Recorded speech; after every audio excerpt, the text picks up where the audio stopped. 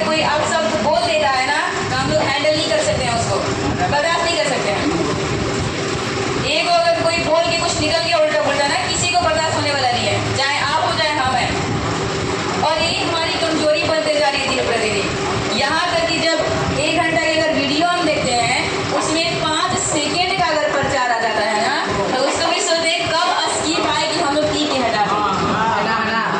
सुन रहे हैं ना, तुम सुनना चाहते हो कुछ, हमको लग रहा है बोलने के लिए चाहते हो।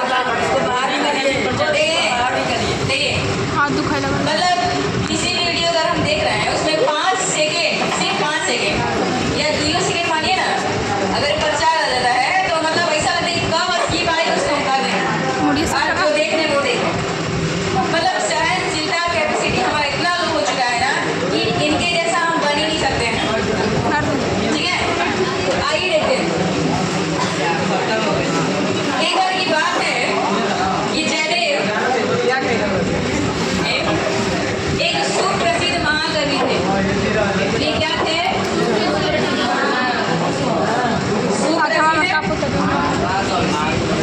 सुप्रसिद्ध महाकवि कहने का मतलब ये है, एक सुप्रसिद्ध महाकवि कहने का मतलब ये है कि बहुत प्रसिद्ध थे अपने टाइम में, बहुत प्रसिद्ध। ठीक है, और इन्होंने एक काव्य भी लिखा है जिसका नाम है गीत गोविंद। क्या नाम है? गीत गोविंद। ये भगवान विष्णु के बहुत बड़े भक्त थे। ठीक है, बहुत मानते थे और उन्हीं के बारे में कविताएं लिखा करते थे, किताब लिखा करते थे। ये जो है काव्य किताब वो भी मतलब विष्णु के बारे में ही लिखा हुआ है।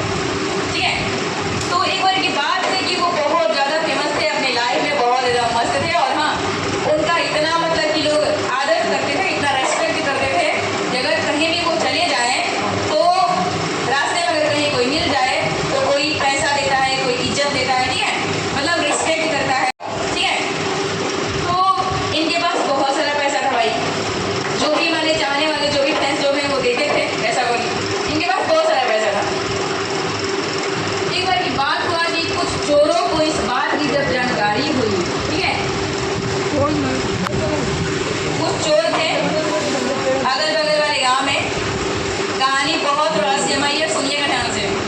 ठीक है, कुछ चोर को जब इस बात की जानकारी हुई कि भाई इसके पास बहुत सारा पैसा है, जहाँ भी जाता है लोग इसको पैसा ही पैसा देते हैं, तो उन्होंने प्लान बनाया कि इसको क्या किया जाए, इसका पैसा सब लूट लिया जाए।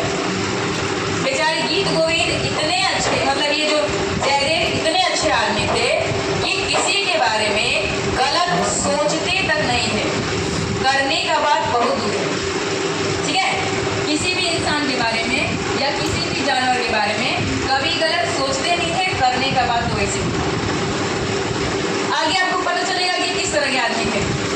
जब कुछ चोर को इस बात की जानकारी हुई कि जयदेव के पास बहुत सारा पैसा है, भाई धन दौलत है, तो एक काम करते हैं, इसको क्या करें आप, क्या करें, इसका पैसा सारा लूट लेते हैं। ठीक है, ये लोग उपाय सोचने लगे।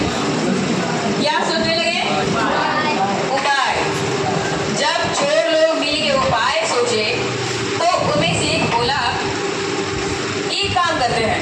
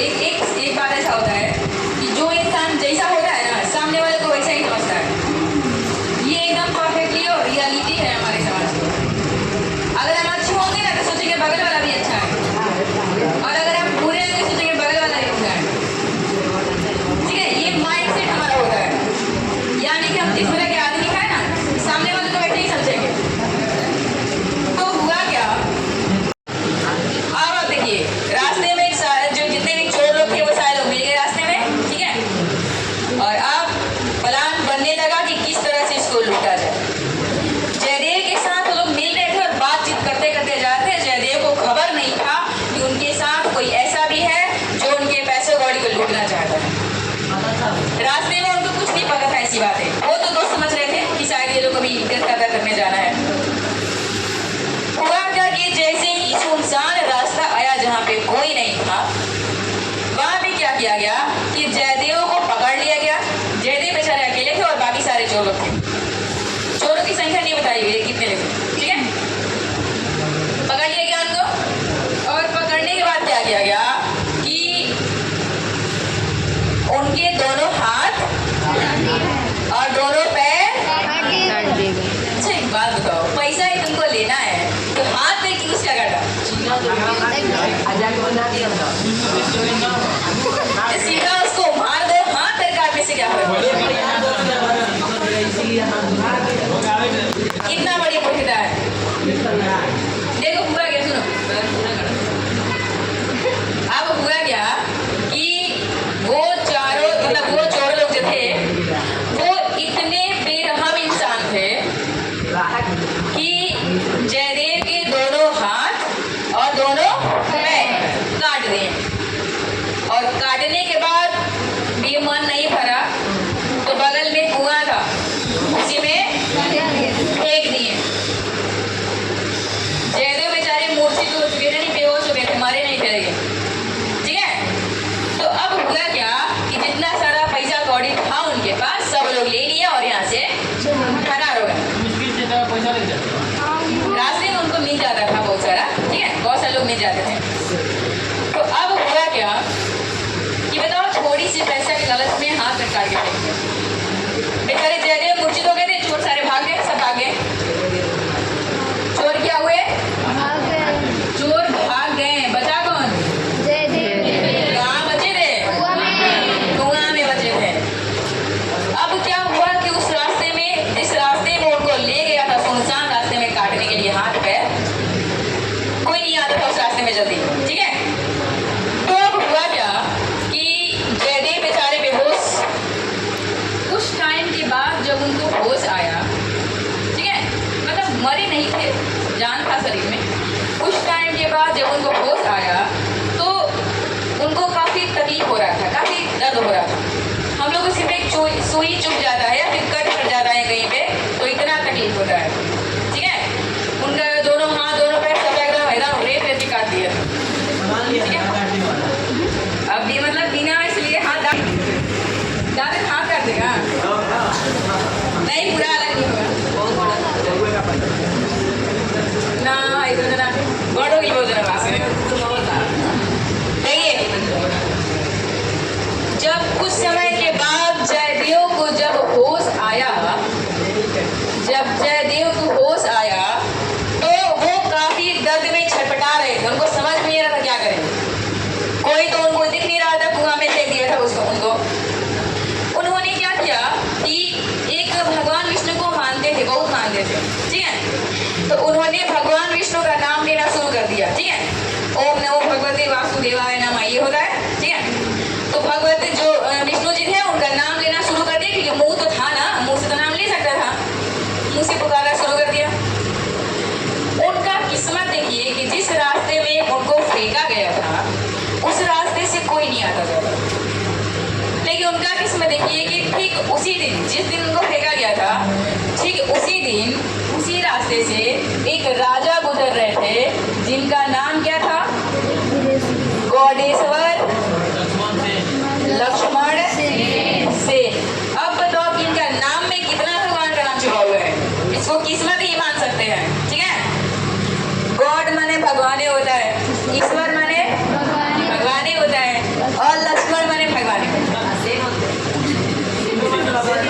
माने भगवाने होता है, ठीक है।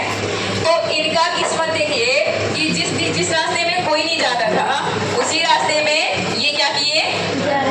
गौडेश्वर लक्ष्मण सेन राजा जा रहे थे।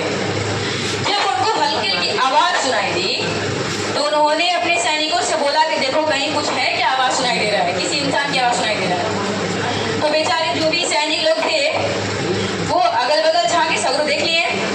उन्होंने जब कुआं में देखा तो उनको समझ में नहीं आ रहा था, भाई दोनों हाथ लिए, दोनों पैर लिए, है तो है क्या? इंसान लग नहीं रहा है, जानवर हो नहीं सकता है। उन्होंने सैनिकों ने बोला कि हे अब क्या है उन लोग को भी समझ में आ रहा है। तो मतलब भाई जांच परीक्षण किया गया, राजा भी गया वहां पे, तो उसको किसी तरह से बाहर निकलवाया गया, सैनिक लोग के साथ में बाहर निकलवाया गया। बाहर निकलवाने के बाद क्या हुआ कि उनको अपने राजधानी ले गए, गौडेश्वर लक्ष्मण से अपने घर ले गए, अपने राज्य ले गए। वहां पे ले जाने के बाद उनका इलाज हुआ, पहले से कुछ ठीक हुए। उनसे कई बार पूछा गया कि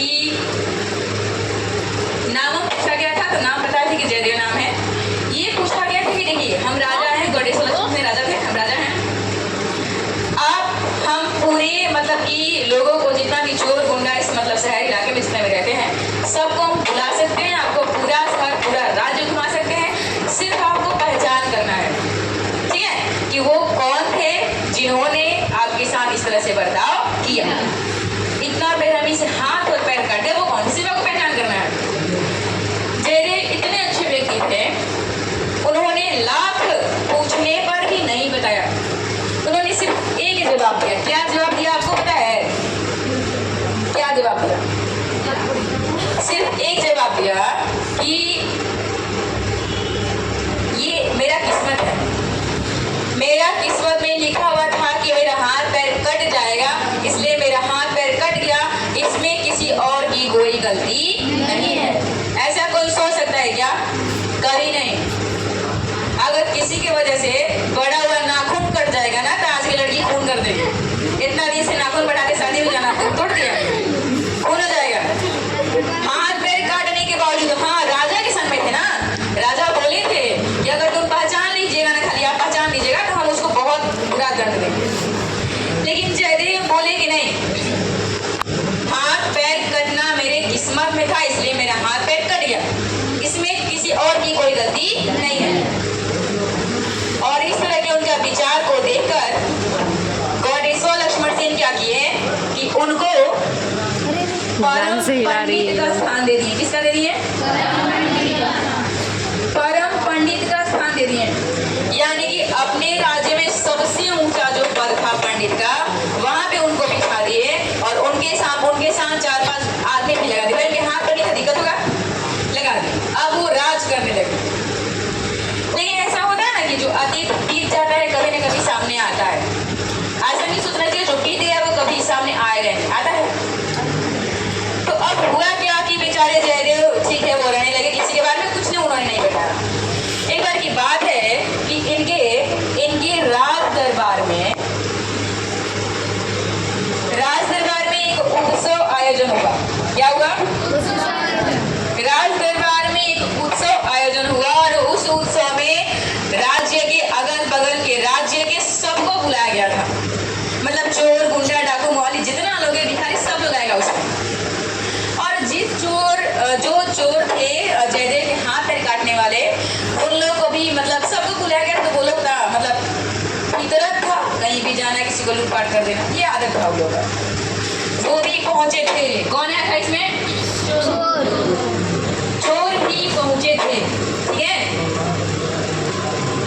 अब हुआ क्या कि जब चोर पहुंचे और बेचारे जो पंडित जी हैं वो तो बहुत ऊंचे स्थान पे बैठे हैं, तो उन्होंने वो ध्यान से नहीं देख पाए, पहले चोर लोग ही पहचान लिए। किसको? जयदेव को चोर लोग पहचान लिए और पहचाने तो भाई उनका जो हार्ट बीट है वो बढ़ गया पूरा एकदम। अब कोई बता देगा, अब बता देगा तो राजा जो है वो क्या करेगा हम लोग के साथ, कोई ठिकाना नहीं है, सीधा मारिए देगा एकदम। धीरे धीरे कुछ समय के बाद जयदेव को भी मतलब उनकी नजर पड़ गई और जयदेव भी उन चोरों को क्या कर लिए? जयदेव भी क्या कर लिए? पहचान लिए। जयदेव पहचान लिए तो उन लोग का जो है ना वो सोच रहे हमरे तरफ ताक रहा है, बता मत दे, और हार्ट बीट बढ़ रहा है, ठीक है। और वो बेचारा सोच रहा है, जयदेव कहीं बुरा नहीं सोचते थे, ये लोग जैसा था ना वैसा दूसरे को समझता है।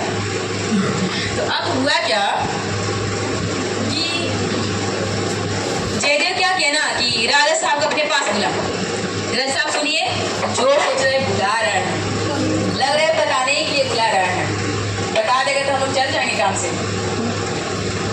अब जयदेव जब अपने पास बुलाए तो राजा साहब आ रहे थे और ये बताए कि देखिए वो कोना में जो है ना खड़े लोग जो लोग हैं, जब इशारा किया तो लोग हाथ में डोरी पड़ गया, लग रहा है